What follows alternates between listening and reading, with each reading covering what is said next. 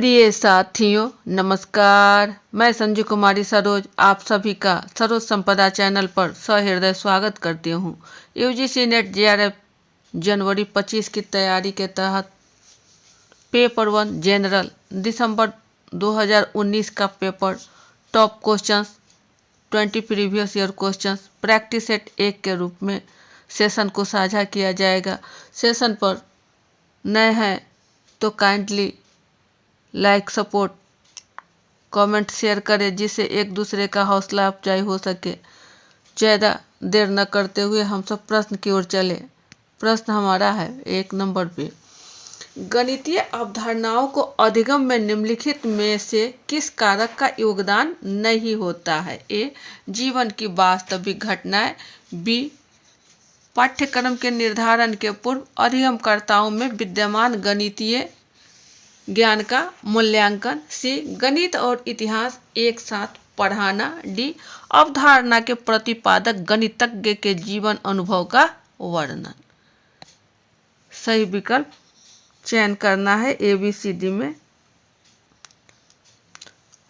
प्रश्न स्पष्ट है कि गणितीय अवधारणाओं के अधिगम में मतलब कि योगदान नहीं होता है। कौन सा ऐसा कारक है?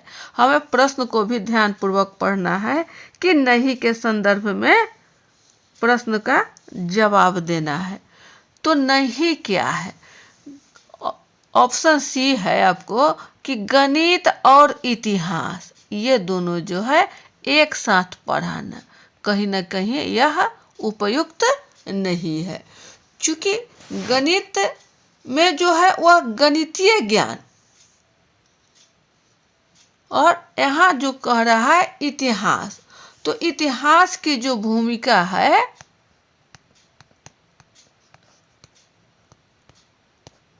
वह गणित के सापेक्ष में नग्न है। ये दोनों एक दूसरे के भिन्न हैं। जबकि गणित जो है वह हमारा वास्तविक घटना है और यह पाठ्यक्रम में जो निर्धारित है उसमें गणितीय ज्ञान का मूल्यांकन एवं अवधारणा उसके अनुभव आदि का वर्णन को योगदान देता है। लेकिन दोनों एक साथ पढ़ाना मुश्किल है, नहीं होता है। तो हमारा ऑप्शन सी की ओर है।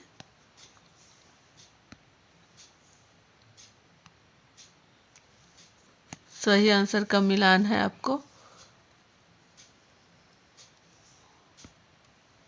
नेक्स्ट क्वेश्चन 2 पर, शोध में नैतिक सिद्धांत के उल्लंघन के लिए उत्तरदायी 2 तत्व कौन से हैं? ए, प्रतिभागियों को क्षति। बी, संसूचित सहमति का अभाव। सी, प्रयोग पूरा होने के उपरांत प्रतिभागियों का स्वागत नहीं करना। डी, दुरूह प्रश्न पूछना। कोई 2 कथन का चयन करना है। शोध में रिसर्च में कौन सा है जो हमारे नैतिक सिद्धांत को उल्लंघन के लिए उत्तरदायी है? कोई 2 कथन। तो प्रतिभागियों को क्षति, जो हमारा प्रतिभाग करता है और उसे एक कुछ किसी प्रकार की क्षति होती है, तो यह एक महत्वपूर्ण फैक्टर कहलाएगा, महत्वपूर्ण तत्व कहलाएगा। प्रतिभागियों को क्षति नहीं होना चाहिए। यदि उसको किसी प्रकार का वह क्षतिग्रस्त हो जाता है तो शोध जो है वह हमारा उचित समय पर प्राप्त नहीं हो सकेगा, जो हमारा सिद्धांत को प्रबंध जो है वह उल्लंघन करेगा, नियम का उल्लंघन हो जाएगा।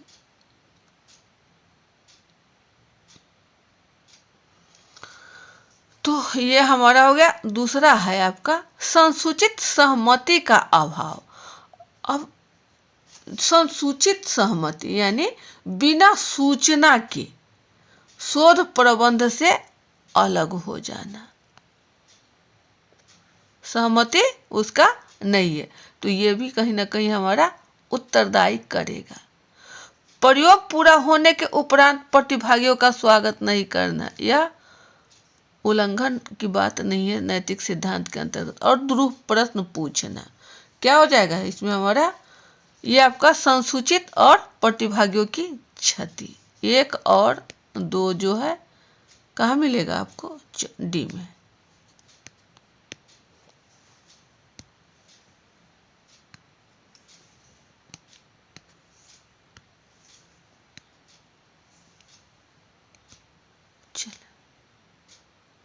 नेक्स्ट क्वेश्चन 3 पे है, जंगलों की आग किससे प्रभावित होती है? ए ढलान, बी भूमि की नमी और सी है वायु।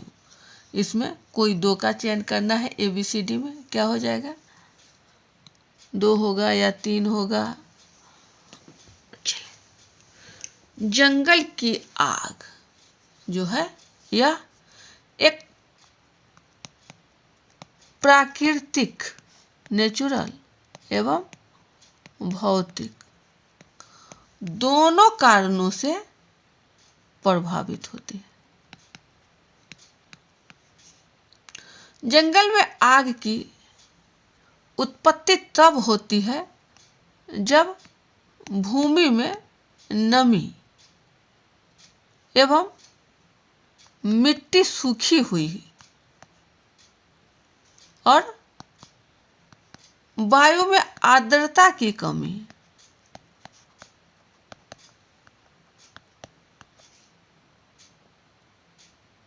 ये फैक्टर है।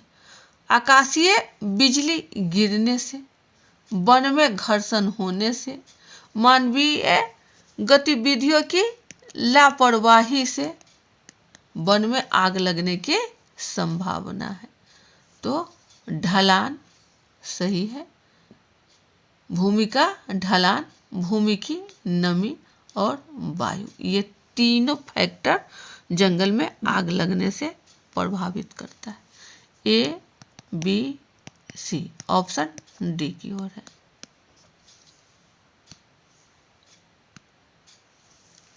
सही आंसर। अगला प्रश्न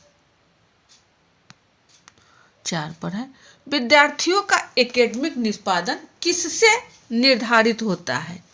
ए प्रज्ञा, बी अभिप्रेरणा, सी शारीरिक गठन, डी लिंग। इसमें कोई 2 का चयन करना है, कौन सा हमारा होगा? एकेडमिक निष्पादन छात्र का पूछा जा रहा है, तो सिर्फ यहाँ पढ़ने लिखने से संबंधित है। आपका प्रज्ञा हो जाएगा, अभिप्रेरणा हो जाएगा, लेकिन शारीरिक गठन कोई दुबला पतला है, कोई शारीरिक रूप से हृष्ट पुष्ट है, तो यह सब जो है एकेडमिक निष्पादन को प्रभावित नहीं करता है। लिंग, यह स्त्रीलिंग है या पुल्लिंग है, इससे क्या होना है? पढ़ाई तो पढ़ाई करना है, लेकिन एकेडमिक जो है हमारा वह बुद्धि से है। बुद्धि मतलब प्रज्ञा और अभिप्रेरणा मतलब हम किसी चीज को किसी से मतलब ज्ञान अर्जित कर रहे हैं, प्रेरणा मोटिवेट हो रहे हैं, यह हमारा सीखने का राजमार्ग कहलाता है।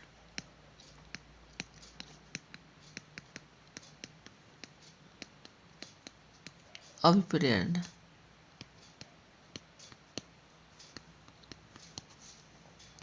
सही विकल्प क्या होगा? 1 और 2 ए में। चलिए सही आंसर का मिला।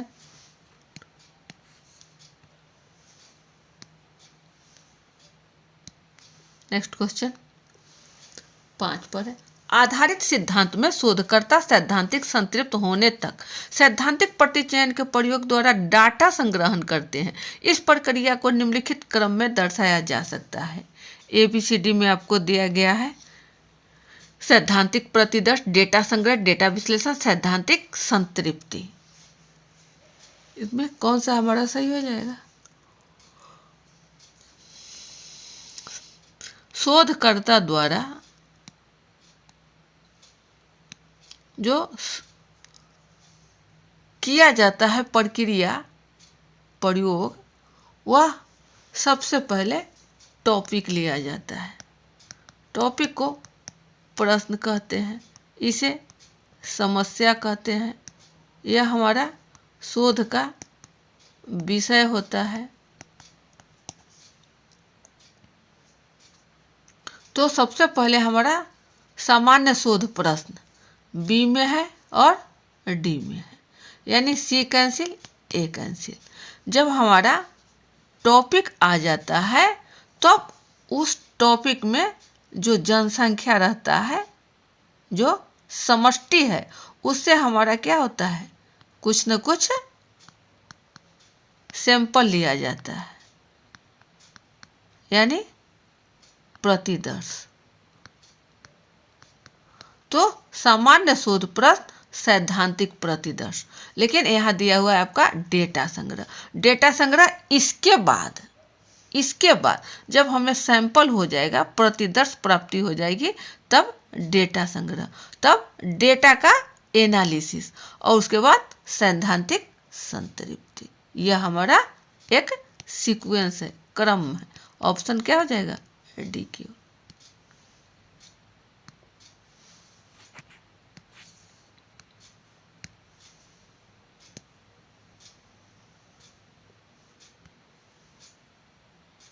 नेक्स्ट क्वेश्चन 6 पर है, निम्नलिखित में से कौन पारंपरिक मूल्यांकन का एक विकल्प नहीं है? ए बहुविकल्पीय प्रश्न, बी कार्य निष्पादन परीक्षण, सी पोर्टफोलियो और डी है प्रदर्शनियाँ।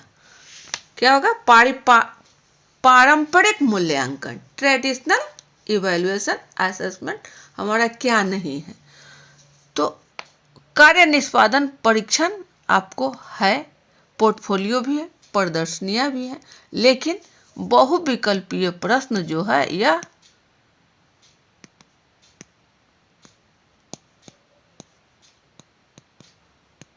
पारंपरिक नहीं है। इसमें जो है परिस्थितियों से सीखने के अनुभव,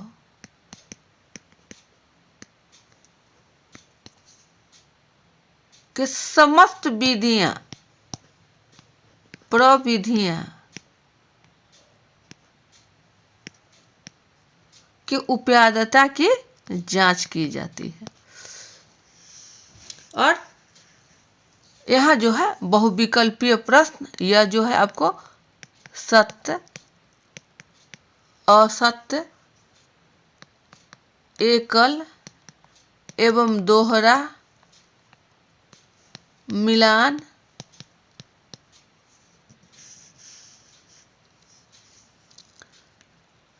बहुविकल्पीय प्रश्न, रिक्त स्थानों की पूर्ति, ये सब जो है आपका विकल्प नहीं है, पारंपरिक मूल्यांकन का नहीं। तो हमारा बहुविकल्पीय प्रश्न ए।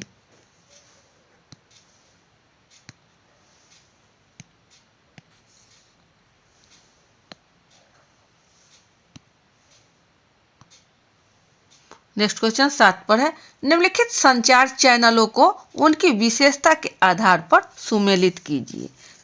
सूची 1 और सूची 2 है। सूची 1 में है ब्लॉगिंग, टेलीविजन, पत्रिकाएं, कलेक्शन, साइट्स। ये आपका हो जाएगा ABCD में, A, B, C और D। तो ए कह रहा है ब्लॉगिंग। ब्लॉगिंग कहाँ होता है? ब्लॉग कहाँ बनकर तैयार है आपको? तो हम सब जानते हैं कि ब्लॉग का जो संबंध है कहीं ना कहीं सोशल मीडिया से होता है। तो ये क्या हो जाएगा हमारा 3, ये 3 एक ही ऑप्शन में है, वो है आपका 4 नंबर पे। 1 गलत, 2 गलत, 3 गलत, यानी ये 3। दूसरे को भी देख लिया जाए, टेलीविजन। टेलीविजन हमारा क्या है? तो यह एक इलेक्ट्रॉनिक मीडिया है। पत्रिकाएं क्या है? तो यह प्रिंट मीडिया है। कलेक्शन साइट्स क्या है? तो वर्ल्ड वाइड वेब है। ये 3 B1 C2 और D4 ऑप्शन 4 पर है।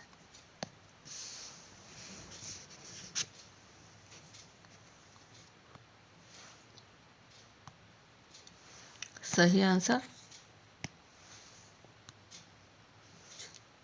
अगला प्रश्न 8 नंबर पे है, निम्नलिखित में से क्या भारतीय तर्कशास्त्र के शास्त्रीय विचारधारा के अनुसार अनुमान की प्रक्रिया में हेतु पद को व्यक्त करता है? ए प्रस्तुत, उदाहरण,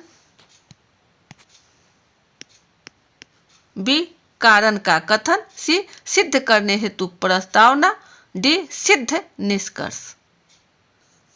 प्रश्न है अनुमान की प्रक्रिया में, जो हमारा इंडियन लॉजिक है उसमें अनुमान है, उसकी प्रक्रिया में हेतु पद को क्या कहते हैं? यानी हेतु। हेतु का मतलब क्या है? यही प्रश्न पूछ रहा है। तो प्रस्तुत उदाहरण नहीं, यहाँ हेतु का मतलब कॉज, कारण से है, यही हमारा जवाब है, यानी कारण का कथन।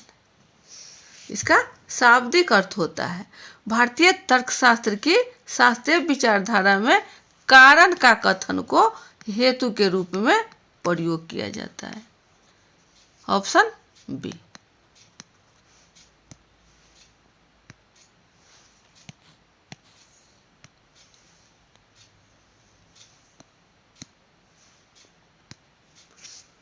अगला प्रश्न है 9 नंबर पर, ऐसे संस्थानों का चयन कीजिए जिन्हें यूजीसी अधिनियम 1956 के अनुसार डिग्री प्रदान करने के लिए अधिकृत नहीं किया गया है। ए भाषाई अल्पसंख्यक के अधीन स्थापित संस्थान, बी मानित विश्वविद्यालय, सी संघटक कॉलेज और सी है संबद्ध कॉलेज।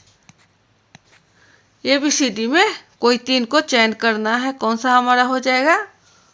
तो यह पूछ रहा है कि 1956 में यूजीसी अधिनियम 1956 में किसे अधिकृत नहीं किया गया है, नहीं के भी संदर्भ में हमें ध्यान देना है।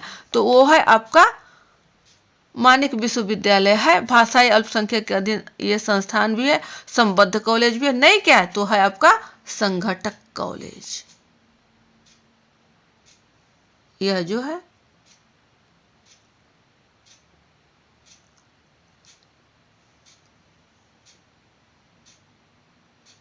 नहीं किया गया है, नहीं। तो भाषाई अल्पसंख्यक के यह भी नहीं है आपको। और मानित विश्वविद्यालय तो है, मानित विश्वविद्यालय सिर्फ है, संघटक कॉलेज नहीं है और संबद्ध कॉलेज भी नहीं। कहाँ? तो 1956 के आधार पर पूछा जा रहा है, यूजीसी के रूल रेगुलेशन के अधीन। तो 1 नहीं है, 3 नहीं है और 4 नहीं, सिर्फ हमें क्या है? डीम विश्वविद्यालय है, डीम यूनिवर्सिटी, मानित विश्वविद्यालय यह है जो डिग्री प्रदान करने के लिए अधिकृत है। यह सिर्फ डिग्री प्रदान की जाती है, लेकिन भाषाई अल्पसंख्यक के अधीन यह स्थापित, ये सब जो है डिग्री प्रदान करने के लिए अधिकृत नहीं है। यहाँ सिर्फ मानद विश्वविद्यालय, मानित डीम्ड यूनिवर्सिटी हमारा 1, 3, 4 ऑप्शन डी की ओर हो जाए।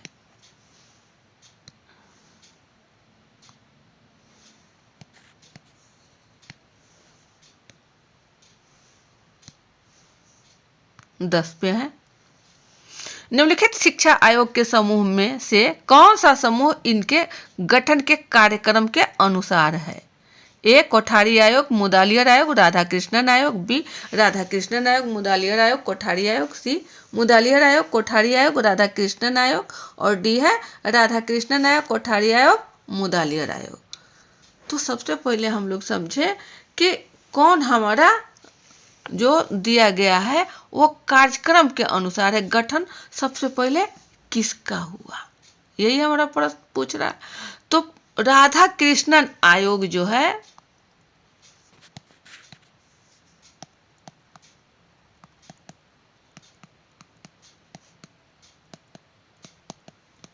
यह आपको सबसे पहले आया, यानी स्वतंत्रता प्राप्ति के बाद 1947 के बाद जो हमारा स्वतंत्र भारत में शिक्षा आयोग का गठन किया गया, तो राधा कृष्णन आयोग के नाम से जाना गया, जो हमें 1948 में बना।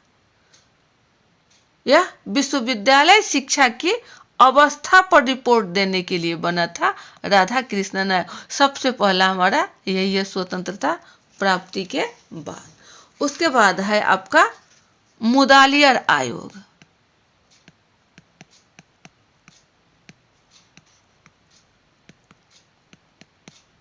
यह आपको 1952 में बना और इसे लक्ष्मण स्वामी मुदालियर के नाम से भी जाना जाता है। लक्ष्मण स्वामी मुदालियर के भी नाम से जाना जाता है और यह आपको 23 सितंबर 1952 को गठन किया गया था। तीसरा है आपका कोठारी आयोग। इसे डीएस कोठारी के नाम से भी जाना जाता है। डीएस मतलब दौलत सिंह कोठारी आयोग।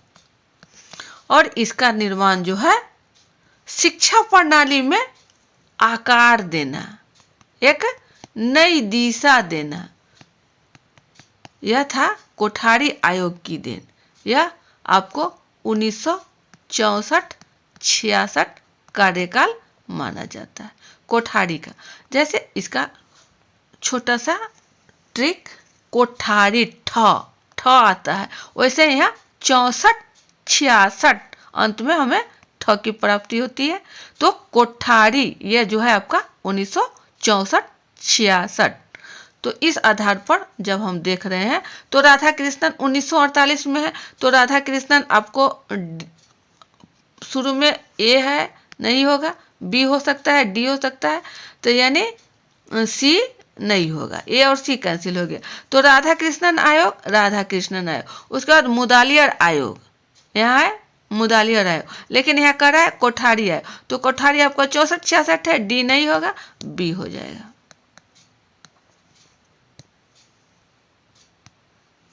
सही आंसर का मिलान।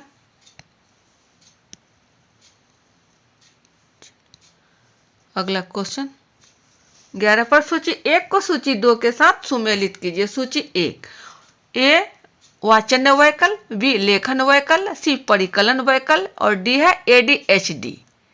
सूची 2 से मिलान करना है। क्या होगा हमारा सबसे पहले एडीएचडी। यह जो है आपको attention deficit hyper activity disorder, इसको एडीएचडी कहते हैं। तो इसका मतलब है कि हमारा ध्यान केंद्रित नहीं है। जब हम पढ़ाई करते हैं तो हमें वहाँ कठिनाई महसूस होती है, पढ़ने में, लिखने में, बोलने में, सुनने में, तर्क करने में, गणितीय कौशल को संपादित करने में, ये सब में हमारा ध्यान में कठिनाई होती है। तो एडीएचडी क्या हो जाएगा, D4 होगा। D4 एक ही ऑप्शन है, वो है आपका बी में, यानी वाचन वैकल्प ए। हमें कहीं ना कहीं बोलने में कठिनाई महसूस होती है। तो बोलना क्या है, पठान की पढ़ाई, पठन, ये होगा आपका पठन की कठिनाई, पढ़ने में, ठीक है। लेखन वैकल्प तो सीधा सा है बी का थ्योरी, लेखन की कठिनाई। और परिकलन माने कैलकुलेशन करना, गणना करना, तो गणित के कार्य में कठिनाई, सीधा सा हो गया हमारा ऑप्शन बी की ओर है।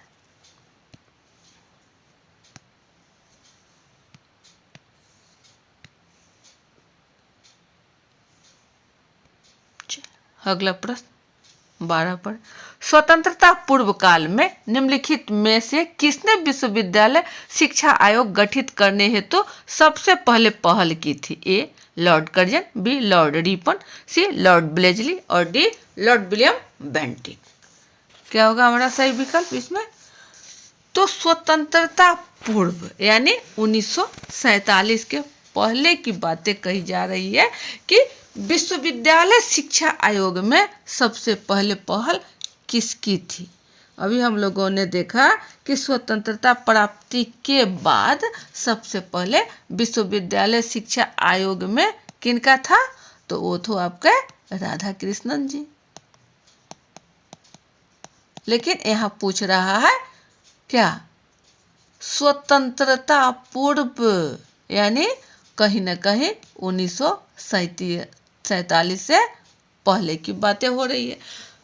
तो यहाँ आपका लॉर्ड कर्जन जो है ये विश्वविद्यालय शिक्षा के गठन के लिए सबसे पहले पहल की थी, लॉर्ड कर्जन। और ये जो है थॉमस रैले की अध्यक्षता में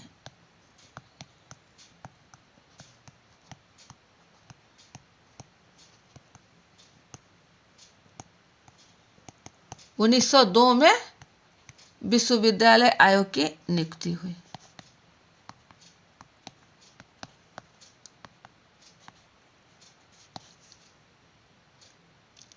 यह इस आयोग के सिफारिश के आधार पर ही भारतीय विश्वविद्यालय अधिनियम 1904 में बना। लॉर्ड रिपन 1982 में, लॉर्ड ब्लेजली जो है इन्होंने युवकों को प्रशिक्षित करने के लिए फोर्ट विलियम कॉलेज की स्थापना की थी। और लॉर्ड विलियम बेंटिक के समय में ही मैकाले ने अंग्रेजी शिक्षा की प्रमुखता दी थी। क्या हो जाएगा? ऑप्शन हमारा ए की ओर है, लॉर्ड कर्जन। सही आंसर का मिलान। नेक्स्ट क्वेश्चन 13 पर है। परंपरागत विरोध वर्ग के अनुसार निम्न दिए गए वाक्यों के संयोजनों में से किसके मध्य विपरीतता का संबंध है? ए एक में है सार्वभौमिक अस्तित्ववाचक और सार्वभौमिक निषेधक, 2 सार्वभौमिक अस्तित्ववाचक और विशेष अस्तित्ववाचक, 3 विशेष अस्तित्ववाचक और सार्वभौमिक निषेधक, 4 है विशेष अस्तित्ववाचक और विशेष निषेधक। कोई 2 का चयन करना है। परंपरागत विरोध वर्ग के अनुसार में यहाँ पूछा जाए कि मध्य विपरीतता का संबंध क्या है, एक दूसरे से विपरीत। तो क्या हो जाएगा हमारा सही विकल्प? सार्वभौमिक अस्तित्ववाचक और सार्वभौमिक निषेधक यहाँ, और यह सार्वभौमिक अस्तित्ववाचक और विशेष अस्तित्ववाचक ये दोनों एक दूसरे के कहीं न कहीं विपरीत है।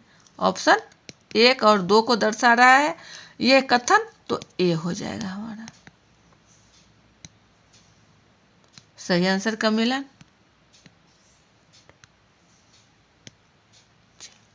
अगला प्रश्न 14 की ओर।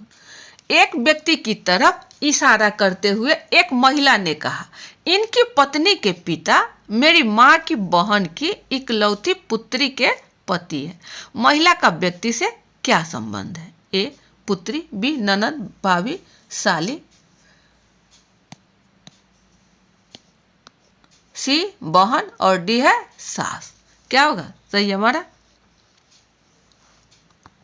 यहाँ ध्यान देने वाली बात है कि एक महिला कह रही है एक व्यक्ति की ओर, तो सबसे पहले हम एक महिला को ले लिए, एक महिला फीमेल है यहाँ, और यह फीमेल एक व्यक्ति की ओर यानी किसी मेल की ओर इशारा करके कह रही है, बता रही है। तो ये फीमेल मेल से कुछ कह रही है। क्या कह रही है? कि इनकी पत्नी यानी इस मेल की पत्नी, तो पत्नी बराबर की दर्जा में होती है, ये इनकी वाइफ हो गई। तो इनकी पत्नी के पिता, तो पिता श्रेष्ठ होते हैं, तो ये ऊपर की ओर जाएगा, यहाँ इनके फादर हो गए। ठीक है, ये फीमेल है।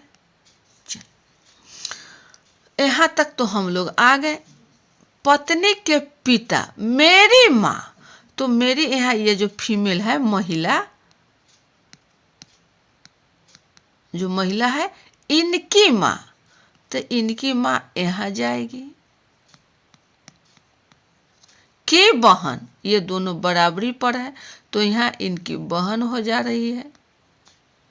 कि इकलौती पुत्री, कि यहाँ इनकी पुत्री हो गई, छोटा दर्जा में है, नीचे की ओर आएगा। पुत्री के पति, पति बराबर में है, यहाँ पति है, पति है, तो यही है। बात आई समझ में? फिर से समझा जाए।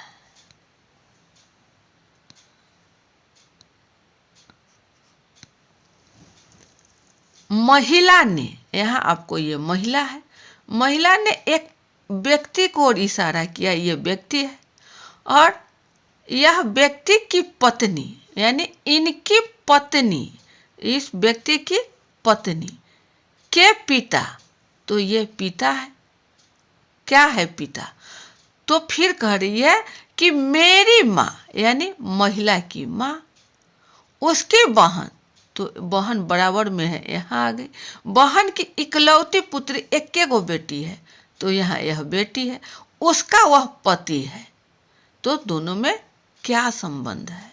यानी महिला में और इस पुरुष में क्या संबंध है? तो कहीं ना कहीं इस पुरुष की यह क्या है? सास है, क्योंकि इसकी एक ही बेटी है, इकलौती बेटी है, और वह उसका पति है, वह उसका पति है। तो क्या हो गया हमारा? वह सास है। ऑप्शन डी हो जाएगा सही आंसर। चलिए नेक्स्ट क्वेश्चन 15 की ओर। नीचे दो कथन दिए गए हैं। पहले कथन अभिकथन ए और दूसरा तर्क आर है।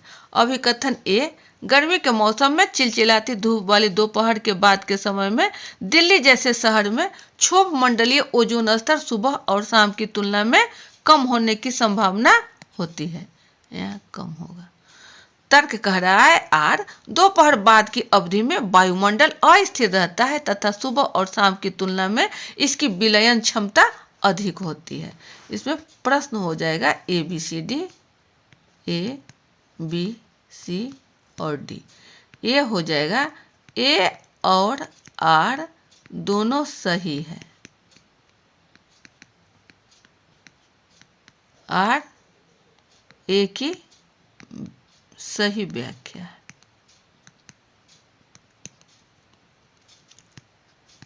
ए और आर दोनों सही है, आर ए की सही व्याख्या नहीं है। सी हो जाएगा ए सही है, आर गलत है। वही डी हो जाएगा ए गलत है, आर सही है। क्या होगा?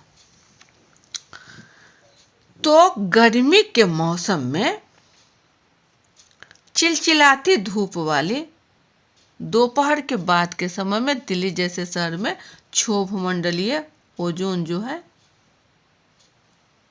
सुबह और शाम की तुलना में कम होने की संभावना होती है। यह कथन आपको गलत है। क्यों गलत है? कि दिन की धूप जो है वह वायुमंडल अत्यधिक गर्म हो जाता है, जिसके कारण ओजोन स्तर जो है O3 वह ऊंचाई पर चला जाता है, इसलिए यह कथन जो है गलत है। दूसरा कह रहा है दोपहर की बाद की अवधि में वायुमंडल अस्थिर रहता है। ठीक है, यहां तक कहीं दिक्कत नहीं है। सुबह और शाम की तुलना में इसकी विलयन क्षमता अधिक होती है, यह कथन आपको सही है। यानी एक गलत है और आर सही है। ऑप्शन हमारा डी हो जाएगा।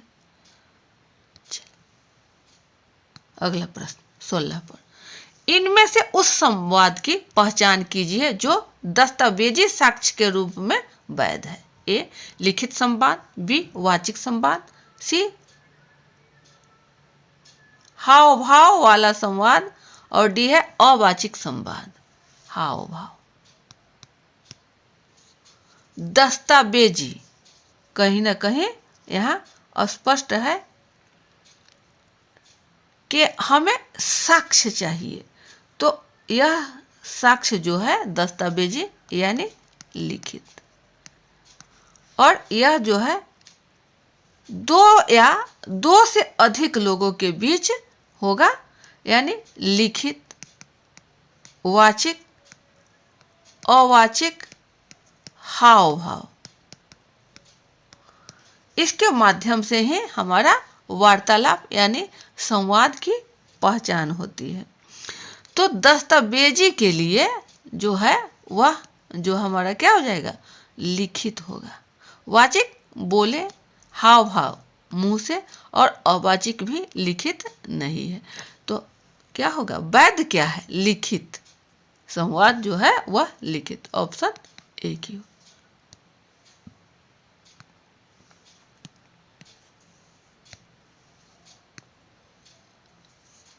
नेक्स्ट क्वेश्चन 17 की ओर, प्रत्यक्ष रूप से असंगत दो प्रत्यक्षीकृत तथ्यों के समायोजन हेतु अप्रत्यक्षीकृत तथ्यों की अंतर्निहित मान्यता को भारतीय तर्कशास्त्र में क्या संज्ञा दी जाती है। ए अनुमान, बी उपमान, सी अर्थापत्ति, डी अनुपलब्धि। क्या होगा सही विकल्प हमारा।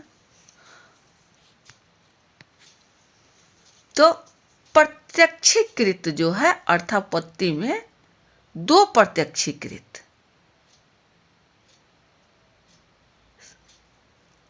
प्रत्यक्ष रूप से जो अंतर्निहित मान्यता को भारतीय तर्कशास्त्र में संज्ञा दी जाती है वो है आपका अर्थापत्ति।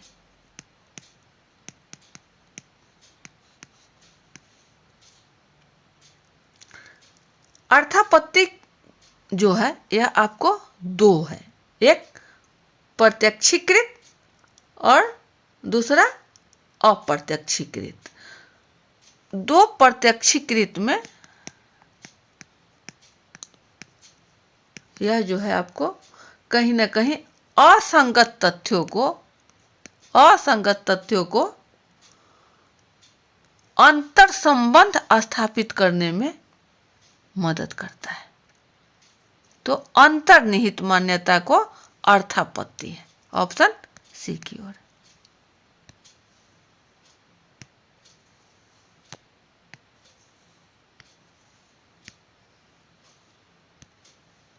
चलिए 18 की ओर,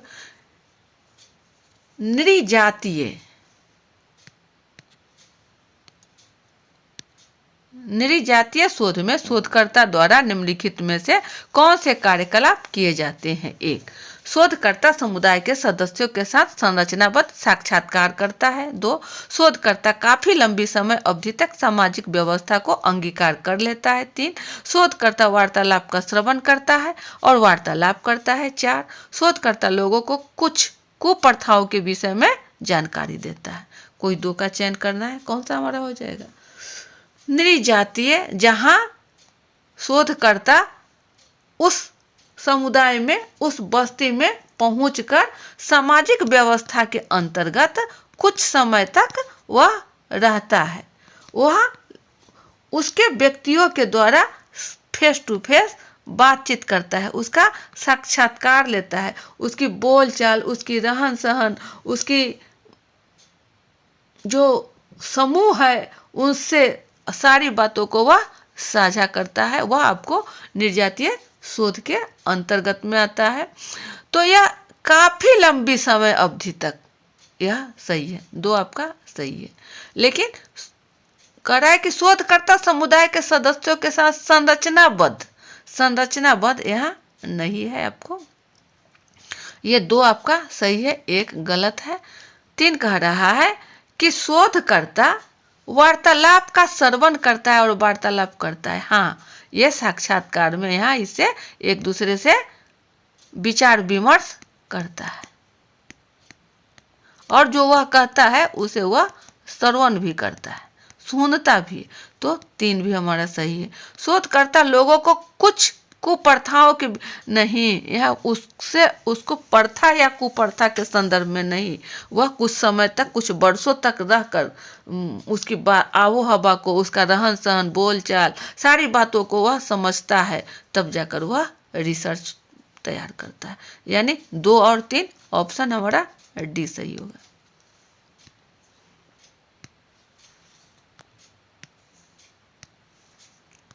सही आंसर का मिलान।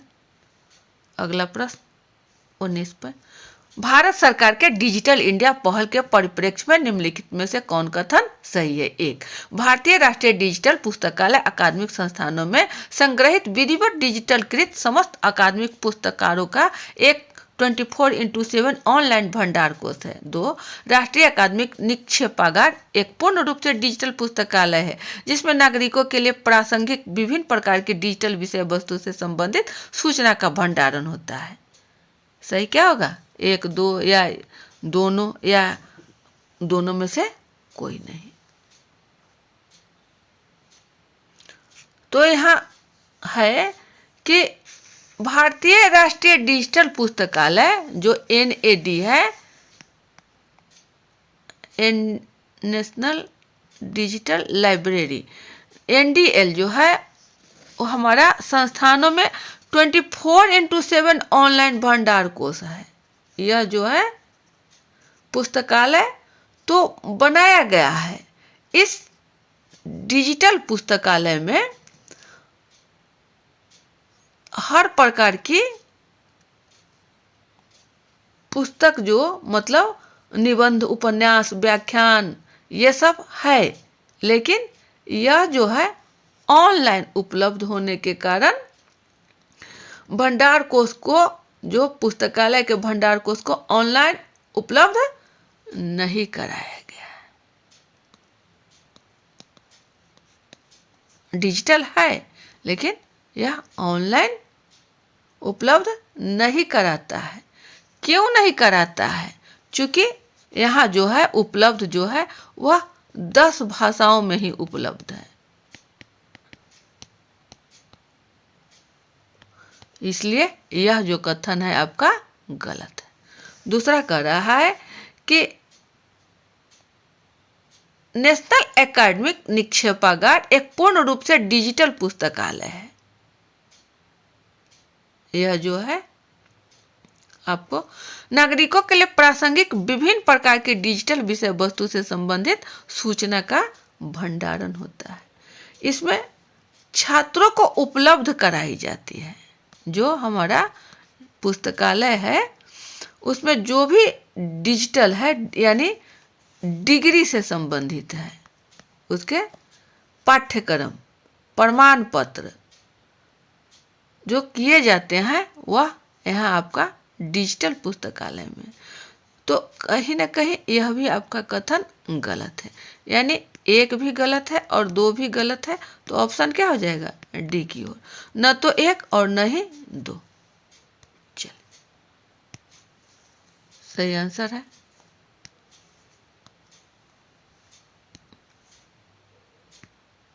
अगला प्रश्न 20 पर है, निम्नलिखित में से कौन सा सिद्धांत प्रत्यक्षवाद से संबंधित नहीं है? ए, परिघटनात्मकता, बी, निगमनात्मकता, सी, आगमनात्मकता और डी है व्याख्यात्मकता। प्रत्यक्षवाद, ये जो है प्रत्यक्षवाद के कौन है संस्थापक? Auguste Comte. इन्होंने 19वीं शताब्दी में फ्रांसीसी दार्शनिक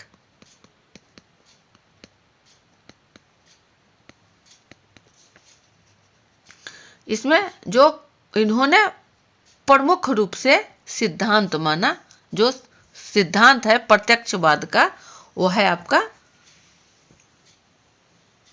यह पूछ रहा है नहीं है, नहीं को हमें ढूंढना है। तो सबसे पहले समझ लें कि कौन कौन हमारा रहा है। तो निगमनात्मकता आपको है, आगमनात्मकता है और परिघटनात्मकता है। अब नहीं क्या है? तो व्याख्यात्मकता, यह जो है आपको नहीं है। कारण कि खोज प्रवृत्ति की अपेक्षा सूचनाओं को प्रदान करने पर बल दिया जाता है, फोर्स किया जाता है। इस प्रकार हमारा ऑप्शन क्या हो जाएगा? डी हो जाएगा। व्याख्यात्मकता नहीं है, यह नहीं पूछा जा रहा है। ये तीनों है, इनको भी ध्यान में रखेंगे कि प्रश्न में यदा कदा आपको कि प्रत्यक्षवाद से कौन कौन संबंधित है। तो परिघटनात्मकता, निगमनात्मकता और आगमनात्मकता, लेकिन व्याख्यात्मकता जो है वह नहीं है। ऑप्शन डी सही आंसर।